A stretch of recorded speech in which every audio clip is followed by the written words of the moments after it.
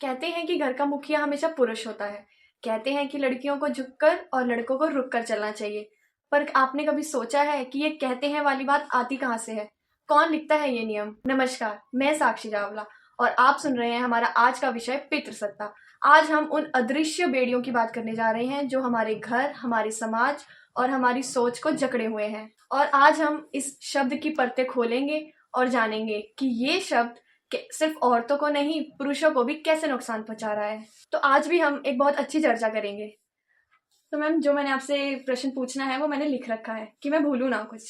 जैसा कि हम आजकल देख रहे हैं कि पितृसत्ता पर काफी बहस छिड़ रही है और इसमें जो महिला संगठन है वह भी बात कर रहे हैं कि यह खत्म होनी चाहिए। हम कभी अपने पिता, भाई, पति या पुत्र के अनुसार चलने को बाधित होते हैं। स्त्रियों को इतने सारे बंधन में बांधकर उनकी क्षमता को रोक लगाई जाती है, या कई बार ऑनर किलिंग के जो किस्से देखे गए हैं वह इस प्रकार के नियम के द्वारा भी जनित हैं। तो इस पर हम यह समझना चाहते हैं कि क्या यह सही है? अगर सही है, फिर इसके जो परिणाम हैं वह इतने गलत और घातक क्यों आ रहे हैं? इससे समाज में असंतुलन क्यों जन्म ले रहा है? जी बिल्कुल। देखिए कि इसको हम बहुत शुरुआत से अगर समझेंगे तो समझ में आएगा कि पहले तो ये जो पितृसत्ता जो है इसका अर्थ क्या है, ये क्यों इस तरह की चीजें बनाई गई, ये नियम क्यों बने।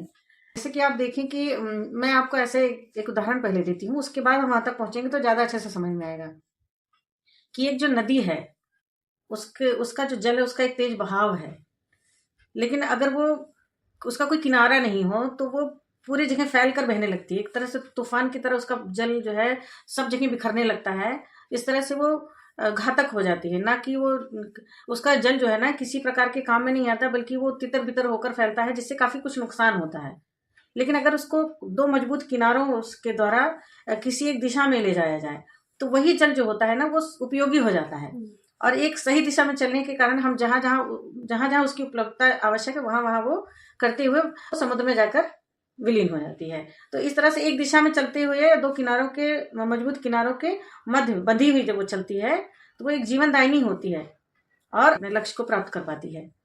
तो ऐसे ही आप मान लें कि स्त्री जो है वो एक तरह से जल की धारा है, पुरुष जो है वो मजबूत किनारा है।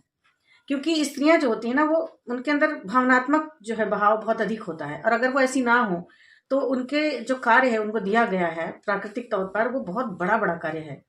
वो एक बच्चे को जन्म भी देती है, उसको गर्भ में धारण करना, फिर जन्म देना, और उस समय जब इतनी शरीर और पहले से ही शिथिल होता है फिर भी वो अपने उस संतान को पाल भी रही होती है, साथ में और भी बहुत सारे कार्य कर रही होती है। तो काफी कुछ उसको उसके ऊपर भार अधिक है।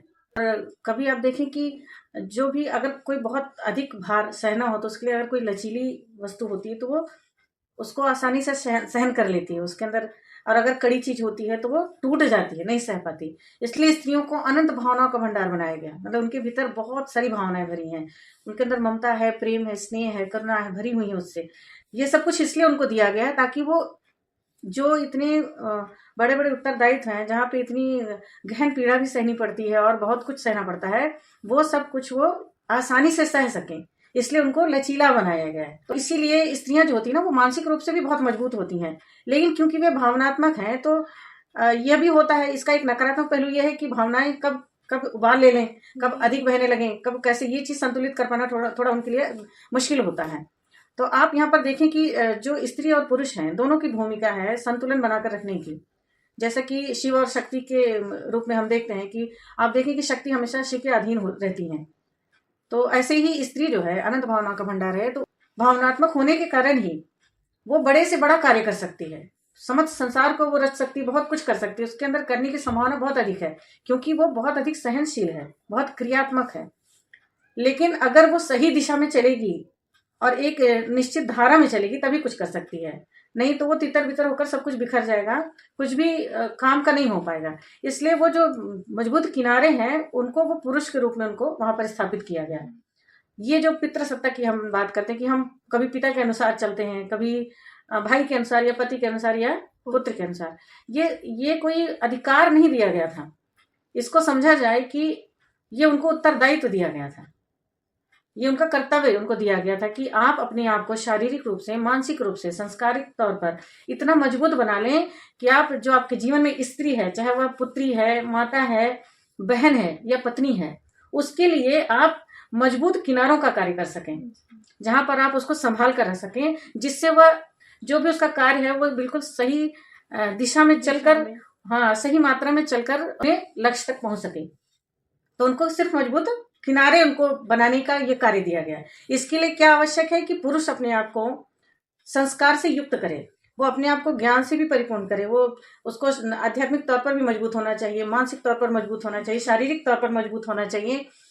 ऐसे हर तरीके से वो अपने आप को इतना मजबूत बनाए कि वो एक स्त्री के लिए, जो भी उसके जीवन में है, उसके लिए वो मजबूत किनारों का कार्य कर सके, जिसके मध्य में वो रहकर सही दिशा में चलते हुए अपने उस बड़े से बड़े लक्ष्य को पूर्ण कर सके। लेकिन यहाँ पर गलती कहाँ हो गई, आप इसको समझें कि जब इस तरह की चीजें हमारे समाज में लाई गई, जो सामाजिक तौर पर जो सही थी, जिससे कि प्रकृति में संतुलन स्थापित हो सकता था, इसके लिए बनाया गया था, तो वहां पर क्या होता है कि कई बार कुछ जो नियम बनते हैं वो धीरे धीरे अशुद्ध होते होते केवल वो नियम रह जाते हैं, उसके जो भीतर की जो मंशा है, जो उसका आधार है, वो खत्म हो जाता है, कहीं ना कहीं हम उसको भूल जाते हैं। इस कारण से उसको सिर्फ हम अधिकार मानकर वहां पर कहीं ना कहीं हम अहंकार से युक्त होकर गलत करने लगते हैं। तो वही यहाँ पर हुआ, जैसे कि आप बोल रहे हैं कि उसमें आपने बोला ना कि ऑनर किलिंग के केस भी देखे जाते हैं इस तरह से, या कई बार कोई स्त्री है जो बहुत क्षमतावान है, उसके अंदर काफी कुछ करने की क्षमता है, लेकिन उसकी क्षमता को ही रोक दिया जाता है। तो क्या हुआ कि समय के साथ जब पुरुष ने अपने जो उसके भीतर का जो बल था, जो आत्मबल था, उसको जब उसने खोया, जैसे कि जब आध्यात्मिक तौर पर पुरुष कमजोर हुए, जब शारीरिक तौर पर कमजोर हुए, तो वे मध्य किनारे बनने का जो कार्य था, उनको ये समझ में आ गया कि जब हम कमजोर किनारे होंगे, एक मजबूत जो धारा है उसको संभाल पाने की हमारे पास सामर्थ्य नहीं होगी, हमारे जो किनारे हम बनेंगे तो हम टूट जाएंगे। इसलिए उन्होंने अपने आप को मजबूत बनाने की बजाय उन्होंने चाहा कि जो ये नदी की धारा है ये ही हल्की हो जाए, इसलिए उन्होंने स्त्रियों को शोषित करना शुरू किया। उन्होंने चाहा कि स्त्री जो है अपनी क्षमता को भूल जाए, उसको जैसे कि अनपढ़ बना के रखना, उसको किसी तरह से बचपन से ही दबा, जैसे कि आप देखो कि एक हाथी होता है, उसको अगर आप बचपन में ही बेड़ियों से बांध दोगे तो कितना ही बड़ा हो जाएगा, वो बेड़ियां तोड़ सकता है, लेकिन उसे लगेगा कि नहीं, ये मैं नहीं तोड़ सकता। ठीक इसी प्रकार स्त्री के साथ किया जाने लगा, और उन्हें लगा कि हमारा ये अधिकार है कि हम इनको शोषित करें। तो जो उनको अपने आप को मजबूत बनाना था, वहां मजबूत ना बनाकर, जैसे वो कमजोर हुई है तो उन्होंने स्त्री को भी और कमजोर बनाया, ताकि वो उसको कंट्रोल कर सकें। उनको ये अधिकार नहीं है, उनका ये कर्तव्य है, वो भूल गए। उन्हें लगा कि कर्तव्य की जगह उन्होंने अधिकार शब्द को रख लिया कि हम यहाँ पे मालिक हैं, जबकि मालिक कौन है? मालिक तो परमात्मा है। परमात्मा ही, स्त्री पुरुष या कोई भी है प्रकृति में जो कुछ भी उपस्थित है, सबके मालिक परमात्मा है। लेकिन वो भूल गए, उनको लगा कि वो मालिक हैं। इस कारण से जहां उनको मजबूत किनारा बनना था, वहां पर वो बांध बनने लगे, और यही जो है असंतुलन का कारण है।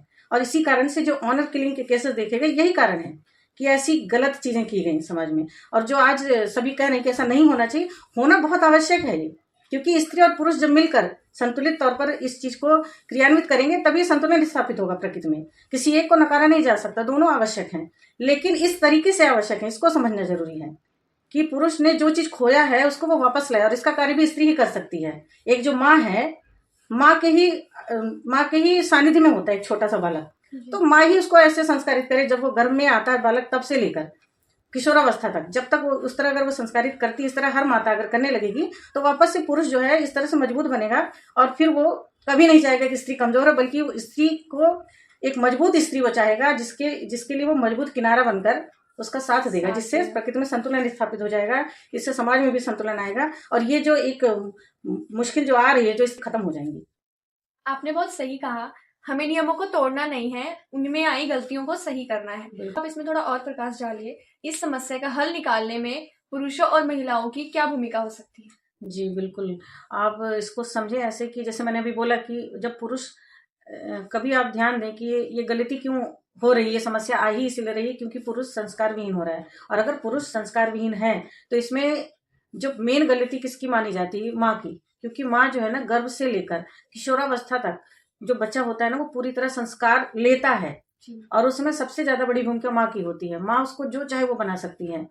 तो अगर आप देखें कि समाज में अगर स्त्रियों के साथ भी कुछ गलत हो रहा है, जो भी असंतुलन की स्थिति आई है, उसमें बहुत तरीके से मुख्य भूमिका जो है स्त्री द्वारा ही निभाई गई है।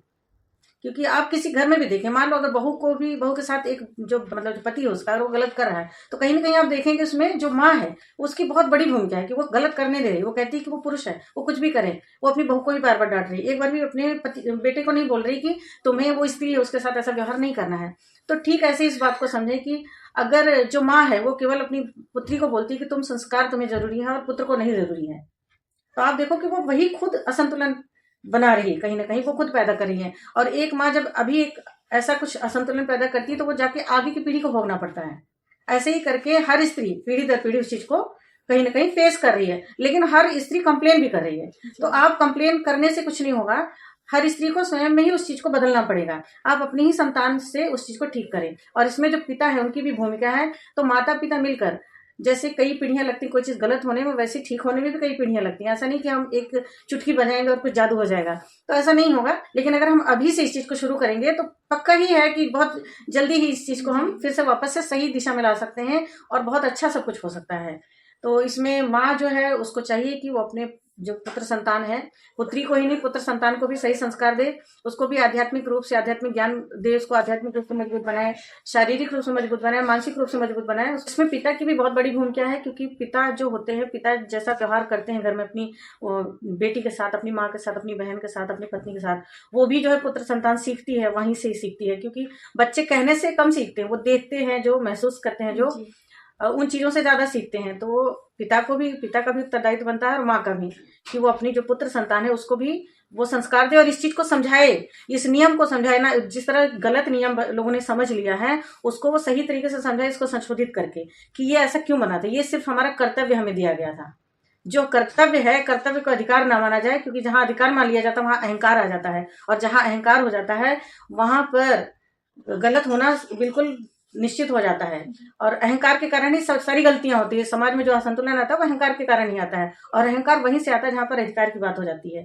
तो कर्तव्य को कर्तव्य माना जाए, ना कि उसको अधिकार मानकर अहंकार लाकर असंतुलित की जाए चीजें। तो इसके लिए माँ और पिता दोनों की भूमिका बनती है कि वो बच्चे को इस चीज को सही तरीके से समझाएं, ताकि वो इस चीज को आगे ले जाकर सही तरीके से क्रियान्वित करे और सब कुछ संतुलित हो सके।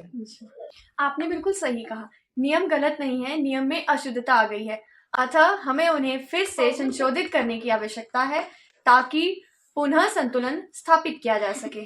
सत्ता किसी की भी हो, बराबरी सबका हक है। पितृसत्ता के आज के इस सफर में बस इतना ही। इसकी अगली कड़ी लेकर भी हम पुनः प्रस्तुत होंगे। याद रखिए, जब तक सब आजाद नहीं तब तक सब आबाद नहीं। धन्यवाद।